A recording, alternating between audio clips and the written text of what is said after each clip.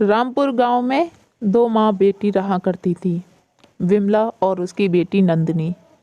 विमला के पति सुरेश का देहांत बहुत लंबे वक्त पहले ही हो जाता है, इसीलिए विमला नंदिनी की परवरिश अकेले ही करती है। वो लोगों के यहाँ काम करके उसका गुजारा करती। अरे नंदिनी बेटी, कहाँ है बेटा? इधर आ, मुझे तुझसे ज़रूरी काम है बेटी। तू कहाँ है नंदिनी? उधर से नंदिनी अपनी माँ की आवाज़ पर चलकर आती है। अरे कहाँ रह गई थी बेटा? मैं तुझे इतनी देर से आवाज़ दे रही थी।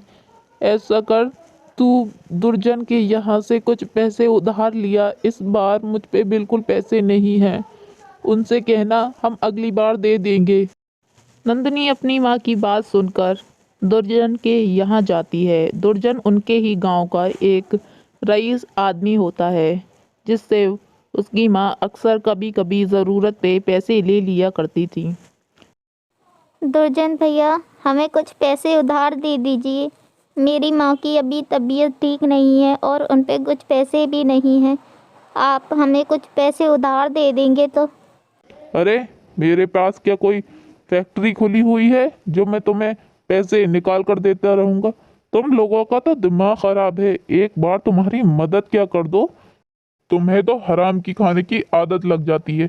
जाओ, नहीं है मुझ पे कोई पैसे, और कह देना अपनी माँ से आइंदा मुझसे पैसों की बात ना कहे। बेचारी नंदिनी दुर्जन की ऐसी बात सुनकर बहुत ज़्यादा दुखी हो जाती है और वो चुपचाप अपने घर के लिए चल देती है। उसे दुर्जन की बात का बहुत ज़्यादा दुख होता है और अपनी गरीबी पे भी बहुत ज़्यादा पछताती है।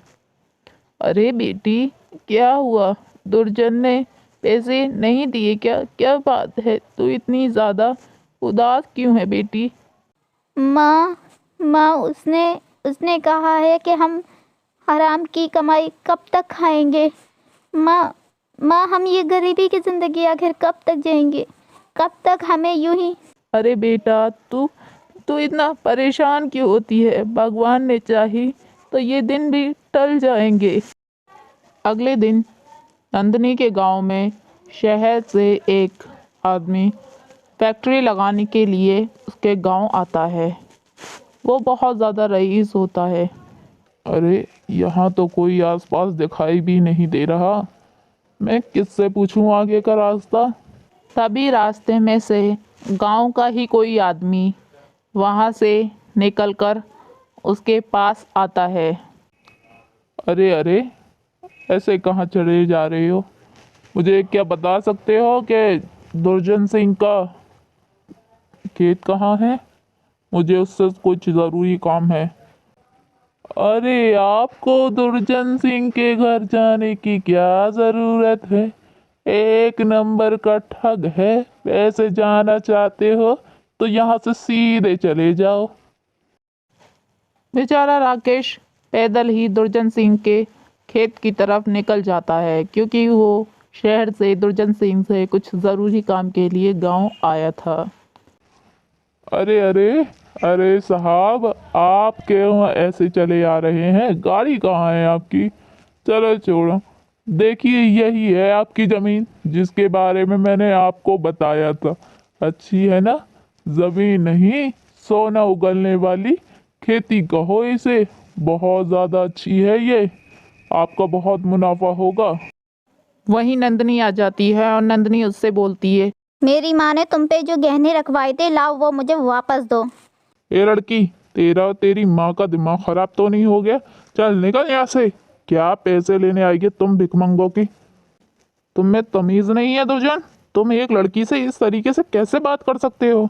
मैं तो तुम्हें बहुत अच्छा इंसान समझ रहा था। कौन हो तुम और कहाँ से आई हो? चलो, मैं तुम्हें तुम्हारे घर छोड़ देता हूँ, और कोई ज़रूरत नहीं है तुम्हें ऐसे लोगों से पैसे मांगने की। राकेश नंदिनी को अपने साथ उसको के घर छोड़ने आता है। वो उसको कार में लेकर आता है। नंदिनी इससे पहले कभी कार में नहीं बैठी थी। आपका बहुत बहुत शुक्रिया जो आपने मेरी वजह से उससे कहा। आपका नाम क्या है? आप कौन हैं? इससे पहले आपको यहाँ कभी नहीं देखा। अरे मेरा नाम राकेश है। मैं यहाँ फैक्ट्री लगाने के लिए आया हूँ। तुमसे मिलकर अच्छा लगा। अब मैं चलता हूँ, मुझे बहुत देर हो रही है। अरे बेटी, तेरे साथ जो था वो कौन था? इससे पहले तो कभी उसे गांव में नहीं देखा बेटी। कौन था वो शहरी बाबू? माँ माँ वो इस गांव में फैक्ट्री लगाने आए हैं। वो बहुत पैसे वाले हैं माँ। आपको पता है, उन्होंने मेरे लिए दुर्जन से लड़ाई की। हे भगवान, इतने भले इंसान भी आज भी मौजूद हैं दुनिया में। ऐसे कुछ दिन बीत जाते हैं। एक दिन फिर राकेश उसी गांव में आता है। इस बार उसका मकसद कुछ और होता है। जब वो नंदिनी के घर जाता है, अरे बेटा, तुम तो वही हो ना जो उस दिन मेरी बेटी को घर छोड़ने आए थे। इस बार क्या काम है बेटा? क्या बात है? तुम कहीं उससे पैसे वापस लेने तो नहीं आए जो तुमने हमारी मदद को दिए? अरे नहीं नहीं माँ जी, मैं इस बार आपसे वो पैसे लेने नहीं बल्कि आपसे कुछ और लेने आया हूँ। मैं माँ जी आपसे नंदिनी का हाथ मांगने आया हूँ, अगर आपको एतराज़ ना हो तो। अरे बेटा, ये क्या मजाक कर रहे हो हम गरीबों के साथ?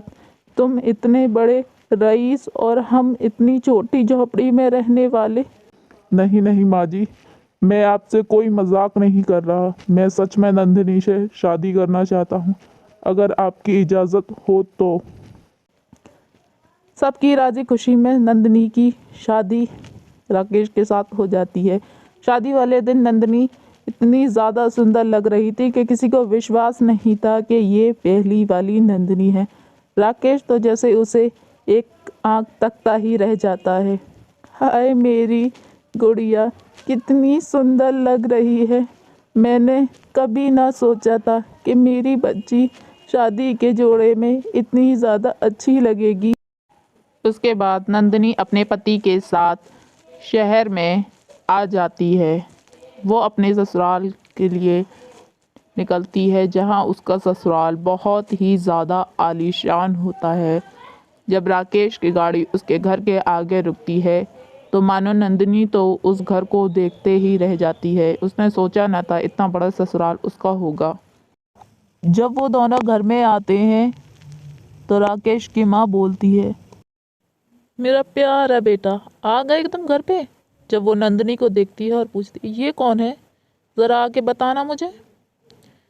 ये बेटा तुम्हारे साथ लड़की कौन थी? कहीं तुमने इससे शादी तो नहीं कर ली? तुमने बंसल खानदान का नाम खराब तो नहीं कर दिया? तुम खामोश क्यों हो? देखने में तो वो एक देहाती लग रही थी। ए जी, क्या हुआ? आपकी माँ आपको डांट क्यों रही थी? मैंने सुना कहीं उन्होंने मुझे अपनाया नहीं। तो आप मुझे छोड़ ना देना। आप मुझे छोड़ देंगी तो मैं कहाँ जाऊँगी? मेरी बूढ़ी माँ पे क्या बीतेगी? अरे अरे रुको तो सही, बात सुनो तो सही। मेरी माँ ऐसा कुछ नहीं करेगी, और तुम मेरी माँ के बारे में इतना उल्टा सीधा मत सोचो। वो तुम्हें बहुत जल्द अपना लेंगी, मुझे ये यकीन है, इसीलिए तो तुमसे शादी की है। ऐसे ही कुछ दिन बीत जाते। ए लड़की, तुम्हारी हिम्मत कैसे हुई इस घर में घूमने की? मैं खूब जानती हूँ तुम जैसी लड़कियों को। तुम जैसी लड़कियां जादू टोना करा के अमीर लड़कों को फंसाती हो। पर याद रखना, तुम्हारी इस घर में हैसियत सिर्फ एक नौकरानी है। इससे ज़्यादा अपने आप को समझने की ज़रूरत मत करना।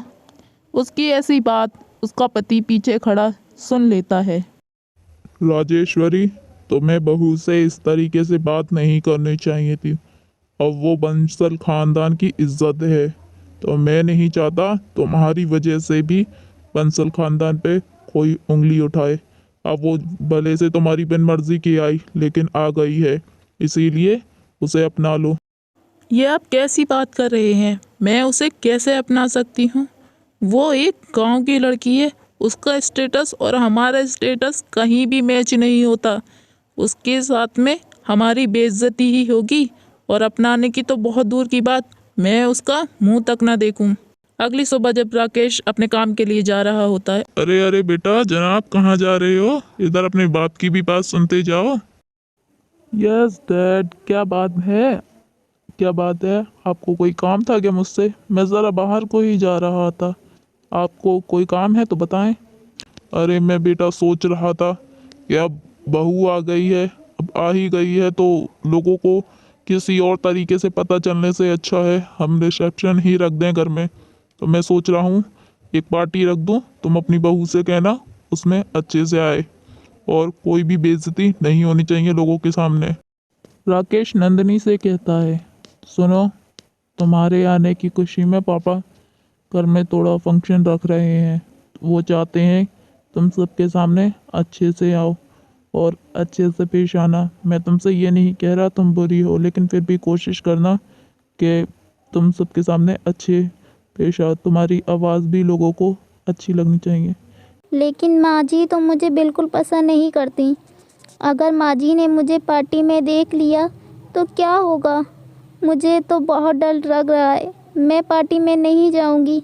माँ जी वैसे भी मुझसे बहुत ज़्यादा नाराज़ हैं। अरे माँ जी तुमसे कुछ नहीं कहेंगी, क्योंकि पार्टी में बहुत रईस लोग आने वाले हैं और तुम बंसल खानदान की बहू हो, इसलिए आना। शाम को राकेश के मॉम डैड बहुत ही आलीशान पार्टी देते हैं सबको। उस पार्टी में बहुत से लोग आए होते हैं और बहुत ज़्यादा मशहूर लोग होते हैं। बंसल ख़ानदान में ऐसी पार्टी पहले कभी नहीं रखी गई। तभी वहाँ से नंदिनी आती है। नंदिनी को बहुत डर लग रहा होता है। फिर नंदिनी बहुत ज़्यादा सुंदर लग रही होती है। इस पर उसकी सास सबसे कहती है, ये मेरी बहू है, मेरे बेटे की शादी हो गई, इसी खुशी में मैंने ये रिसेप्शन पार्टी रखी है। ख़ानदान की इज्जत के लिए ही सही, लेकिन राकेश की माँ खुशी से अपना लेती हैं। हर रोज़ ऐसी ही इंटरेस्टिंग कहानी देखने के लिए हमारे चैनल को सब्सक्राइब करें और बेल आइकन दबाना ना भूलें। हम आपके लिए ऐसी रोज़ नई नई कहानियाँ लाते रहेंगे।